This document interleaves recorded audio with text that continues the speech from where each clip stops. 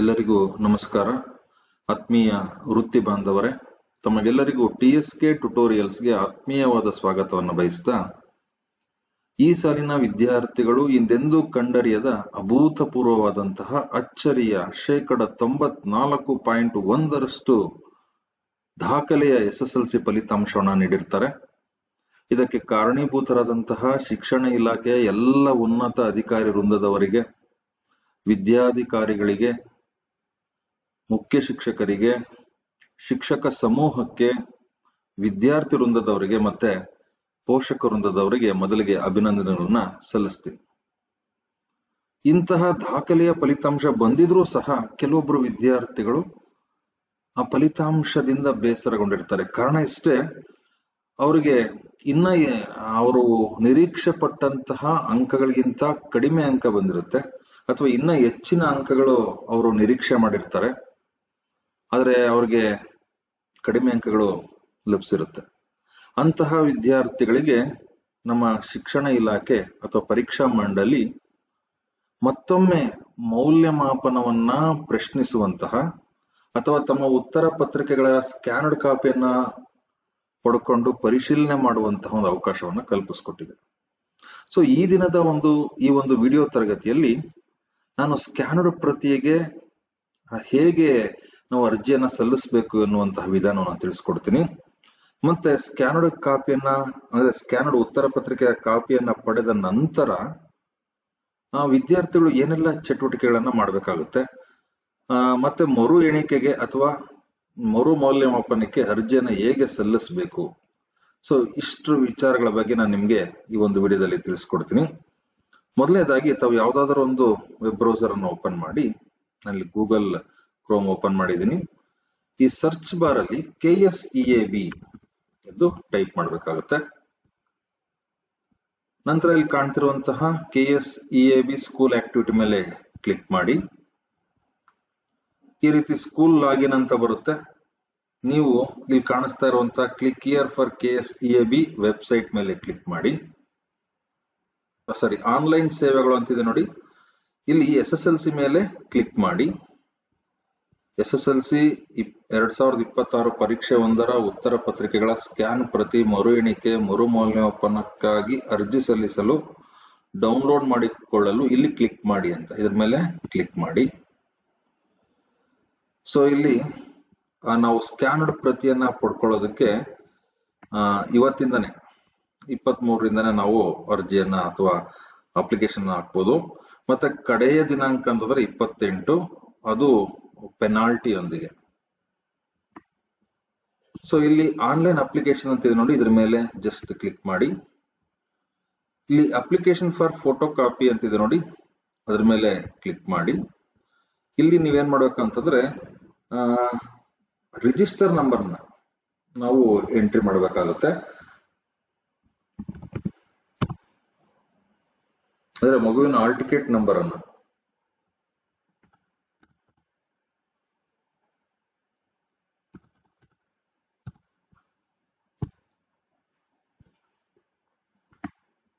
ನೋಡಿ, ಇಲ್ಲಿ ನೋಡ್ತಾ ಇದ್ರ ಅಪ್ಲಿಕೇಶನ್ ಫಾರ್ ಫೋಟೋ ಕಾಪಿ ಅದೇ ತೆಗೆದುಕೊಂಡಿದೆ. ಮತ್ತೆ ಆ ಮಗುವಿನ ಸಂಪೂರ್ಣ ಮಾಹಿತಿ ಇಲ್ಲಿದೆ. ಮಗುವಿನ ಹೆಸರು, ತಂದೆ ಹೆಸರು, ತಾಯಿ ಹೆಸರು, ಮತ್ತೆ ಸೆಂಟರ್ ಕೋಡ್ ಪ್ರತಿಯೊಂದು ಇದೆ. ಇಲ್ಲಿ ಆ ಮಗುವಿನ ಅಂಕಗಳು ಸಹ ಇದೆ.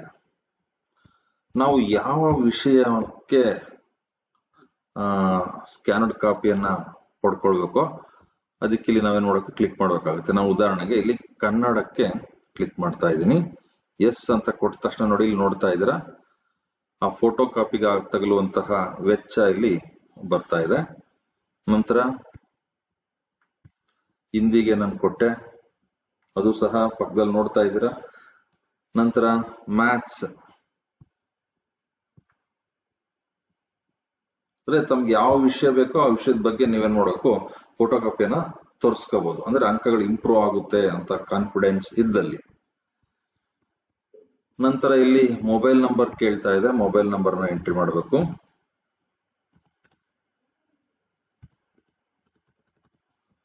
ನಂತರ ಇಮೇಲ್ ಐಡಿಯನ್ನ ಕೇಳ್ತಾ ಇದೆ, ಇಮೇಲ್ ಐಡಿಯನ್ನ ಇಲ್ಲಿ ನಾವು ನಮೂದಿಸಬೇಕಾಗುತ್ತೆ.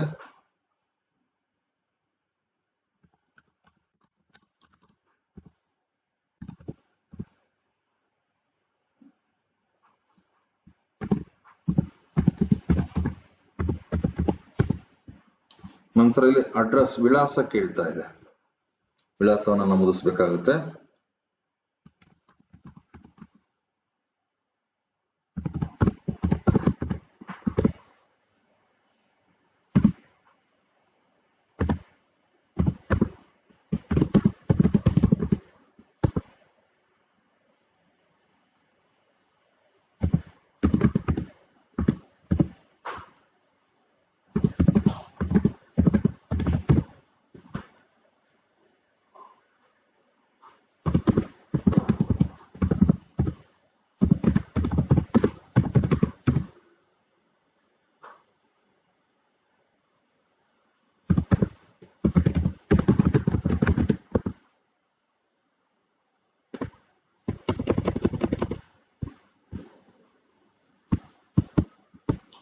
ತಾಲೂಕು ಅಡ್ರೆಸ್ ಅನ್ನ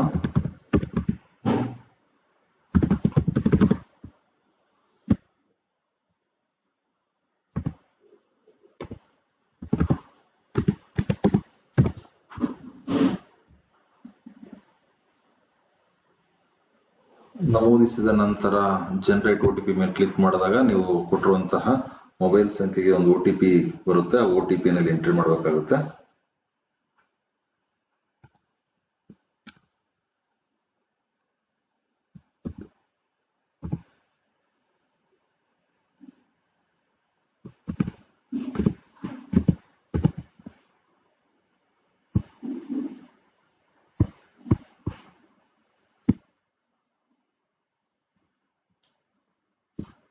ಇಲ್ಲಿ please note down the application number ಅಂತಿದೆ, ಅದನ್ನ ನೀವು ನೋಟ್ ಡೌನ್ ಮಾಡ್ಕೋಬೇಕು. ನೋಡಿ, ನಾನು ಅದನ್ನ ಬ್ಲಾಂಕ್ ಮಾಡಿದ್ದೀನಿ, ಯಾಕಂದ್ರೆ ಮುಂದಿನ ಒಂದು ಟ್ರಾನ್ಸಾಕ್ಷನ್ಸ್ಗೆ ಅಥವಾ ವ್ಯವಹಾರಕ್ಕೆ ಅಥವಾ ಟ್ರ್ಯಾಕ್ ಮಾಡೋದಕ್ಕೆ ಇದು ಅವಶ್ಯಕವಾಗಿ ಬೇಕಾಗಿರುತ್ತೆ.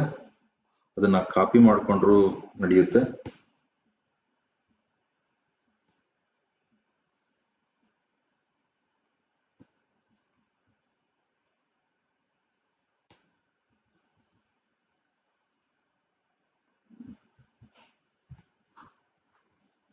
ನಂತರ ಮೇಕ್ ಪೇಮೆಂಟ್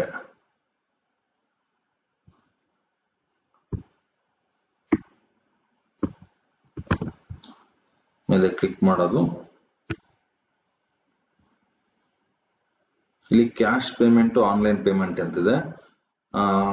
ಆನ್ಲೈನ್ ಪೇಮೆಂಟ್ ಮೇಲೆ ನಾನು ಕ್ಲಿಕ್ ಮಾಡ್ತಾ ಇದ್ದೀನಿ. ಅಂದ್ರೆ ಎರಡೂ ಇದೆ. ಕ್ಯಾಶ್ ಪೇಮೆಂಟ್ ಅಂದ್ರೆ ಒಂದು ಚಲನ್ ಜನರೇಟ್ ಆಗುತ್ತೆ, ಅದನ್ನ ತುಂಬಿಕೊಂಡೋಗಿ ನಾವು ಬ್ಯಾಂಕಲ್ಲಿ ಕಟ್ಟಬೇಕಾಗುತ್ತೆ. ನಾನು ಆನ್ಲೈನ್ ಪೇಮೆಂಟ್ ಮೇಲೆ ಕ್ಲಿಕ್ ಮಾಡಿದ್ದೀನಿ.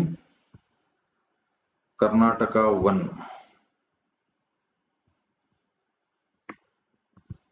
ಸಬ್ಮಿಟ್ ಕೊಟ್ಟೆ. ಇಲ್ಲಿ ಪೇ ನೌ ಅಂತ ಕೇಳ್ತಾ ಇದೆ.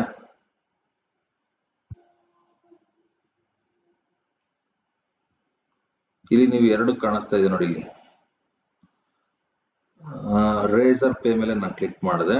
ಅದಕ್ಕೂ ಮುಂಚೆ ಇಲ್ಲಿ ಒಂದು ಪಾಪಪ್ ಬಾಕ್ಸ್ ಇದೆ, ಅದ್ರ ಮೇಲೆ ನಾನು ಕ್ಲಿಕ್ ಮಾಡ್ಬೇಕು. I have read and agree to the terms and conditions, ಅದ್ರ ಮೇಲೆ ಕ್ಲಿಕ್ ಮಾಡಿ ಕಂಟಿನ್ಯೂ ಫಾರ್ ಪೇಮೆಂಟ್ ಅಂತಿದೆ.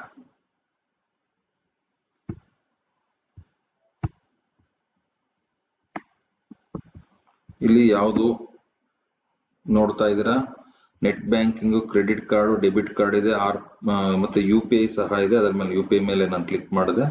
ಕಂಟಿನ್ಯೂ ಫಾರ್ ಪೇಮೆಂಟ್ ಮೇಲೆ ನಾನು ಕ್ಲಿಕ್ ಮಾಡಿದೆ.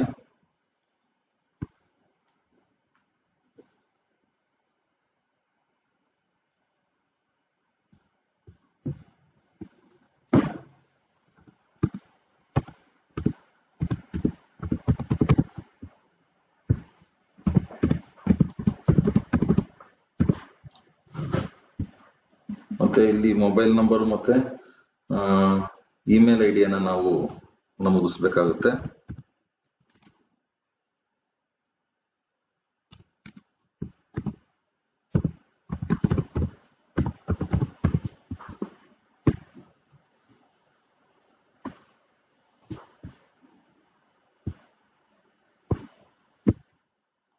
ಶೋ QR ಕೋಡ್ ಮೇಲೆ ಕ್ಲಿಕ್ ಮಾಡಿ ನಾವೀಗ ಫೋನ್ ಪೇನ ಓಪನ್ ಮಾಡ್ಕೊಂಡು ಮೊಬೈಲ್ ಅಲ್ಲಿ ನಾವು ಅದನ್ನ ಸ್ಕ್ಯಾನ್ ಮಾಡಿ ಪೇ ಮಾಡಬೇಕಾಗುತ್ತೆ.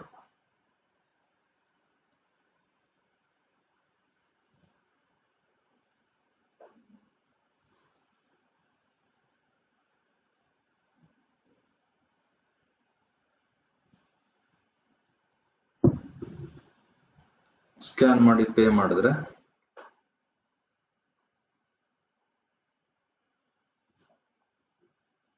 ಸೊ ಇಲ್ಲಿ ನೋಡ್ತಾ ಇದ್ರ ಪೇಮೆಂಟ್ ಸಕ್ಸಸ್ಫುಲ್ ಅಂತ.